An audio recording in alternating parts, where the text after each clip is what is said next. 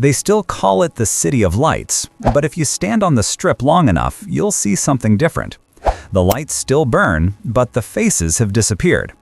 Elevators stand broken, escalators hum in silence, and the same boulevard that once roared with laughter now echoes with empty footsteps and fading music. Yet nobody wants to talk about the real reason behind this emptiness. It's not crime, not heat, not the pandemic's ghost. It's greed. Cold corporate greed, repackaged as fees, premiums, and upgrades. A decade ago, you could land in Vegas with $300 and live like a king for a weekend. Today, that same amount barely pays for one night in a mid-tier hotel, one buffet, and a couple of drinks that taste more like regret than indulgence. Tourism boards will tell you everything is fine, but the truth is simple. Las Vegas has priced out the very people who built it. The Strip was never meant for billionaires. It was built for dreamers, gamblers, and families chasing one weekend of escape. But that dream has been replaced by an invoice. Step inside almost any casino today and you'll feel it instantly. The warmth is gone. The blackjack tables stand half empty. The dealers replaced by touchscreens that flash but never smile. Cocktail servers who once called you darling now deliver $20 watered-down margaritas with a mandatory service recovery charge. Parking that used to be free now costs more than your dinner, and every moment of pleasure feels like a transaction. The corporations that own Vegas, the same few conglomerates controlling everything from the hotel pillows to the slot machines, have turned Sin City into an economic maze of invisible toll gates. Every step you take is taxed, every laugh monetized, every ounce of joy converted into shareholder value. People aren't just leaving because it's expensive. They're leaving because Vegas stopped feeling human. There was a time when this city understood its secret, that generosity was its most profitable illusion. The free drink, the cheap buffet, the smiling croupier, they made you feel like you belonged. Now, every gesture has a price tag, and every welcome comes with fine print. In 2025, Las Vegas reported its steepest mid-tier occupancy drop in over a decade. Yet the billboards still promise luxury, excitement, escape, as if perception can fix what greed has broken. Beneath the neon glow, the numbers bleed quietly.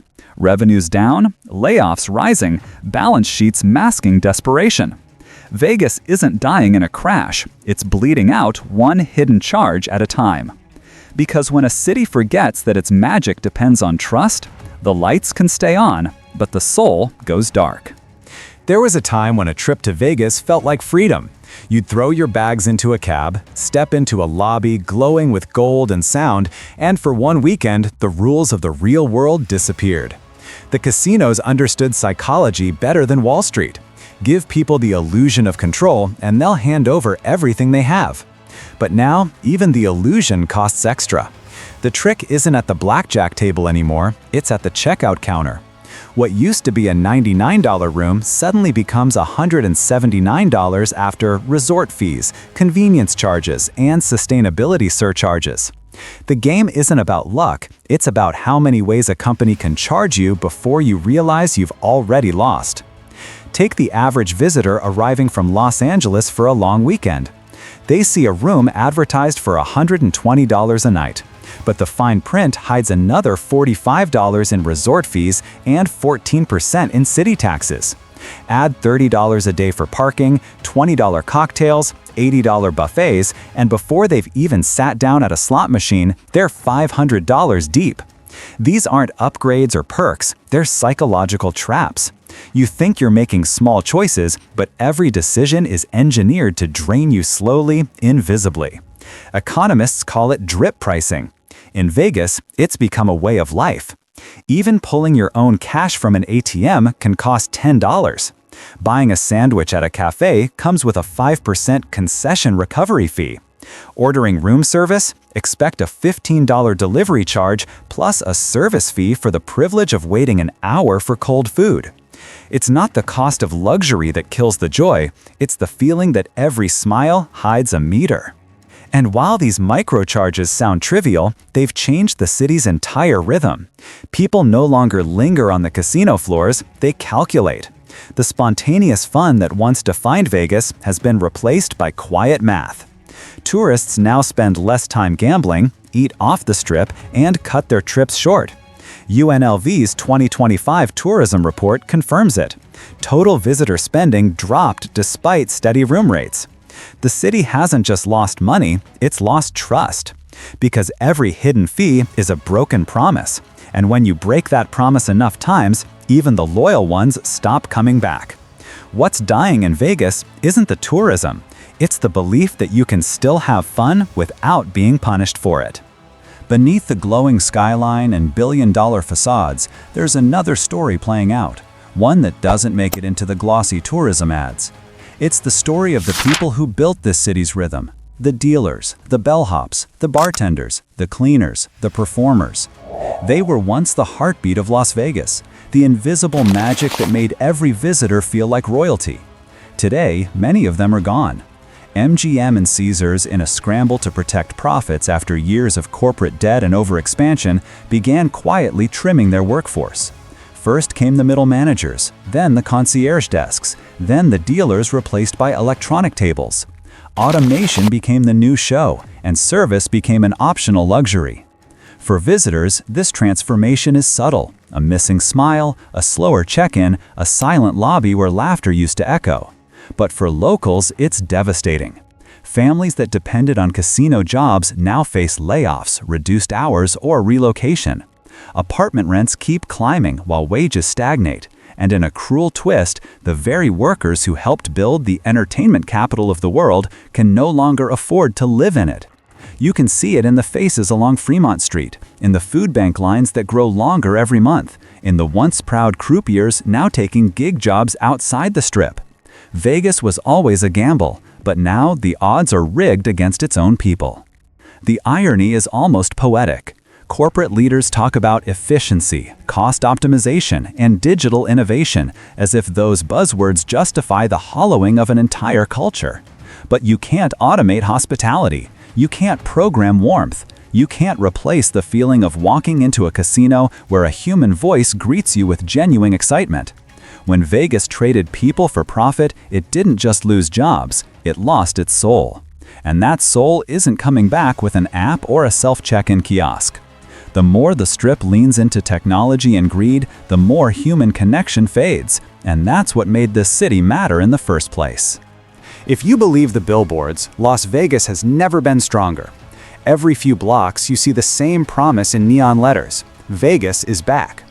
Influencers live stream crowded casinos, convention centers post inflated attendance numbers, and hotel chains flood social media with images of full pools and champagne brunches. But walk the Strip at 10 a.m. on a weekday, and the illusion fades fast. You'll find empty tables, shuttered stores, and rideshare drivers waiting half an hour for a single passenger. It's a city trying to convince itself that everything's fine, even as the foundation quietly cracks beneath the surface. Behind that glossy optimism lies a financial machine running on borrowed time. After Caesars' historic debt restructuring, MGM began its own wave of operational efficiency, a phrase Wall Street loves but locals fear. The layoffs, the closures, the shrinking amenities, they're not random. They're symptoms of a system addicted to quarterly profits, designed to please shareholders before serving guests. That's why Vegas feels off. It's not empty because people hate it, it's empty because it's been hollowed out from within. The Strip is still glowing, but much of that light is coming from LED screens, not human energy. The city's marketing now targets a wealthier demographic: luxury gamblers, international conventions, high-limit tourists. But that strategy comes with a hidden cost. When you build an economy on exclusivity, you abandon the middle class that made you thrive. The spontaneous visitors from California, the newlyweds on a budget, the families chasing memories, they've been replaced by short-term spenders who leave no loyalty behind. Vegas isn't dying because of a lack of money. It's dying because of a lack of meaning. When a city once known for generosity starts treating joy as a premium product, no amount of neon can mask the emptiness underneath. Every collapse starts with denial. In Vegas, that denial came dressed in sequins and profits. Caesars' debt crisis was supposed to be a warning. Billions lost, thousands laid off, And yet the other casino giants chose to double down instead of change course. MGM expanded faster, added more fees, and raised prices to offset market shifts.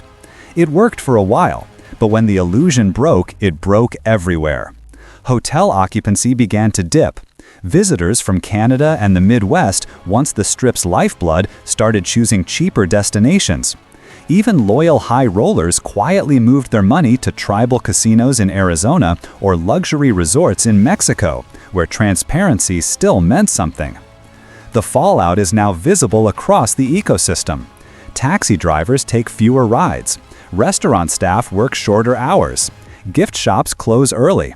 What used to be a 24-hour city feels like it's running on half power. Vegas's economy was built like a house of mirrors, each reflection feeding off another.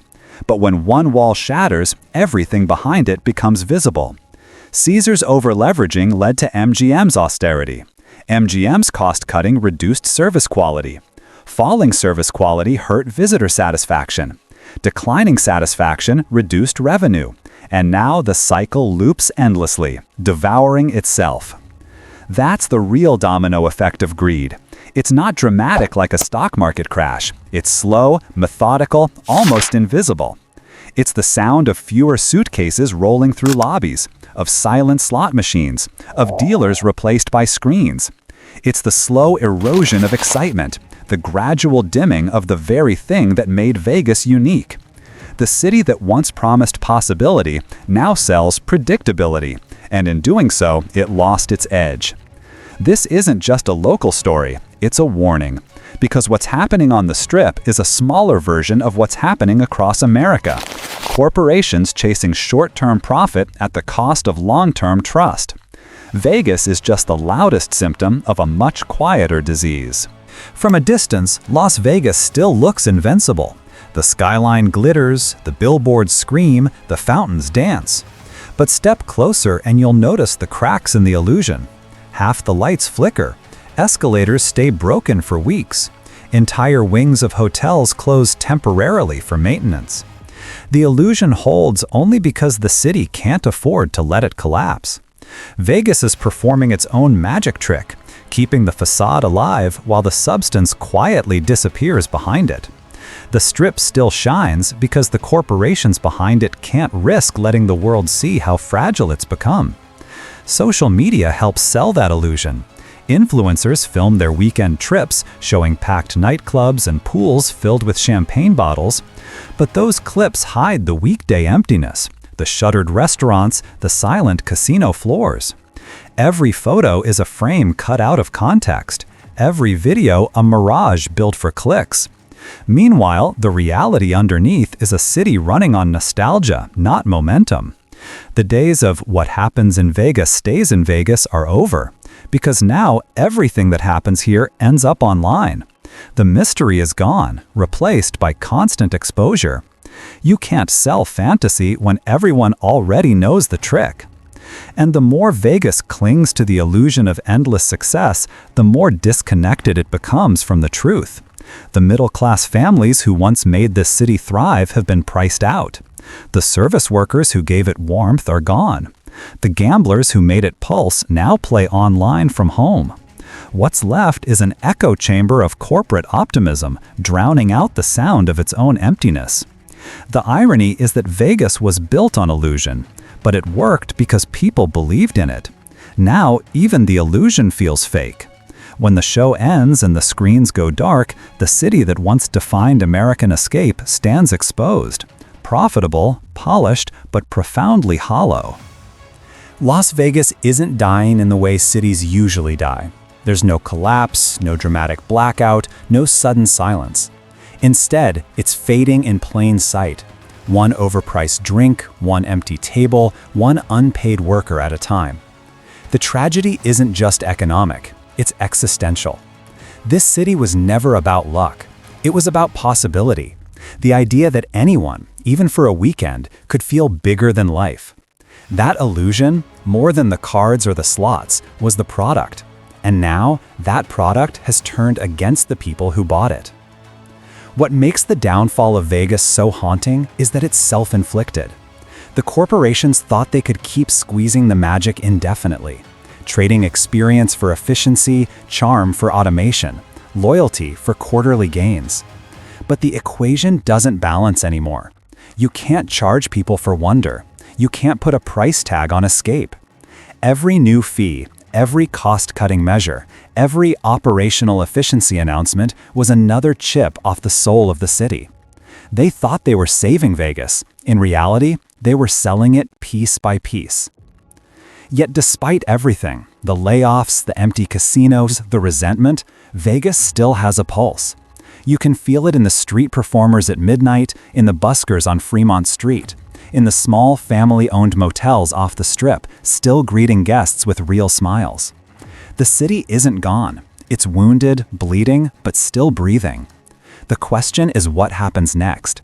Will Vegas rediscover its magic by remembering what made it special? Or will it double down on greed until even the lights can't hide the decay? Because in the end, this was always the bet Vegas made, that people would keep coming no matter how bad the odds. For decades, the house always won. But now, for the first time, the house might have bet against itself. And if the city doesn't change course soon, the most shocking truth behind the empty strip won't be that Vegas was too expensive to visit, it'll be that it finally became too expensive to save.